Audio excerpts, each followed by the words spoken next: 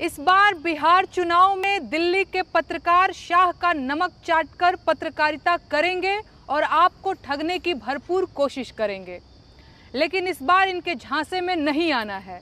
बिहार के मतदाताओं को हर उस पत्रकार से सावधान रहने की जरूरत है जो बिहार की समस्याओं पर सरकार से सवाल पूछने की बजाय सरकार के कामों की तारीफ कर रहा है।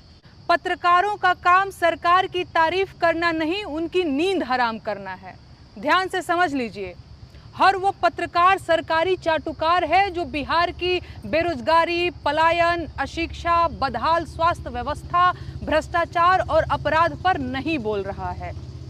अस्पताल के बाहर बलात्कार से पीड़ित बच्ची इलाज के लिए घंटों के इंतजार के बाद दम तोड़ देती है, लेकिन इन बिहार विरोधी पत्रकारों को इस खबर पर सरकार से कोई सवाल नहीं पूछना है।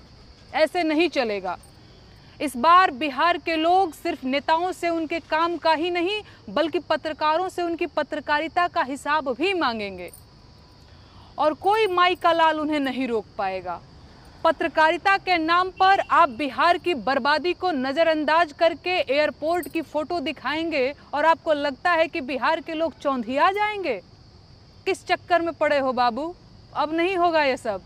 बिहार का मतदाता पत्रकारों के सवालों का जवाब ही नहीं देगा बल्कि उनसे बदले में सवाल भी पूछेगा। इस बार सरकार की सारी ताकत बिहार के लोगों को बिहार के मुद्दों से भटकाने में खर्च हो रही है। सरकार हर वो काम करने के लिए तैयार है जिससे बिहार के लोग अपनी समस्याओं को भूलकर सरकार के दिए मुद्दों में उलझ जाए। घर घर सिंदूर बांटने की योजना ऐसी ही एक कोशिश थी जिसे बिहार वासियों ने अपनी सूझबूझ से नाकाम कर दिया, लेकिन यह अंतिम प्रयास नहीं था। सरकार बहुत सारे मुद्दे लाएगी, आपकी देशभक्ति को ललकारेगी, आपको हिंदू मुस्लिम के झगड़े में उलझाने की कोशिश करेगी, मंदिर मस्जिद के झगड़े उकसाएगी, लेकिन आपको अपने मुद्दे पर टिके रहना है। आपको ये बात गांठ बांध लेनी है कि आपका और आपके बच्चों का भविष्य मंदिर मस्जिद के झगड़ों से नहीं, नौकरी से बनेगा। जाति बिरादरी में भी तभी सम्मान मिलेगा जब घर में कोई नौकरी करेगा, लेकिन सरकारी नमक चाट चुके पत्रकारों को आपके भले बुरे से कोई मतलब नहीं है।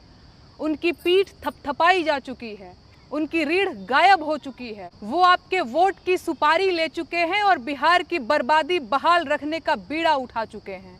वो आएंगे और आपसे ऑपरेशन सिंदूर पर सवाल पूछेंगे, लेकिन पलायन के मुद्दों पर कभी बात नहीं करेंगे। नीतीश कुमार जैसे नेता जो कभी मर जाऊंगा लेकिन भाजपा के साथ हाथ नहीं मिलाऊंगा कहकर तालियां बटोरते थे, आज उन्हीं भाजपा नेताओं के सामने मुस्कुराकर सिर झुकाए खड़े हैं। ऐसे नेता दरअसल सत्ता के बंधुआ मजदूर बन चुके हैं जिनके लिए विचारधारा नहीं, सिर्फ कुर्सी ही धर्म है। और भाजपा, उसने बिहार को चुनावी एक्सपेरिमेंट का लैब बना डाला है। कभी राम, कभी हिंदू मुस्लिम, कभी पाकिस्तान, कभी डबल इंजन का जुमला। हर चुनाव में बिहारी मतदाता को एक नया ख्वाब दिखाया जाता है। पटना मेट्रो चलेगी, बिहार को विशेष राज्य का दर्जा मिलेगा, 10 लाख नौकरियां आएंगी, एम्स हर जिले में होगा। लेकिन जैसे ही चुनाव खत्म, नेता गायब, घोषणाएं हवा और जनता वही मिट्टी में धसी हुई, धूल खाती हुई।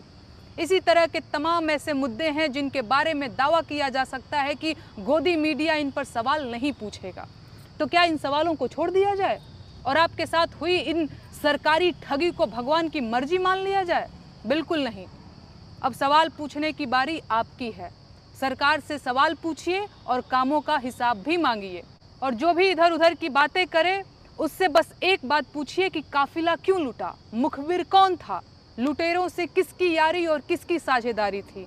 और खुद से पूछिए कि इन चुनावों में गद्दारों के साथ क्या सलूक किया जाना चाहिए।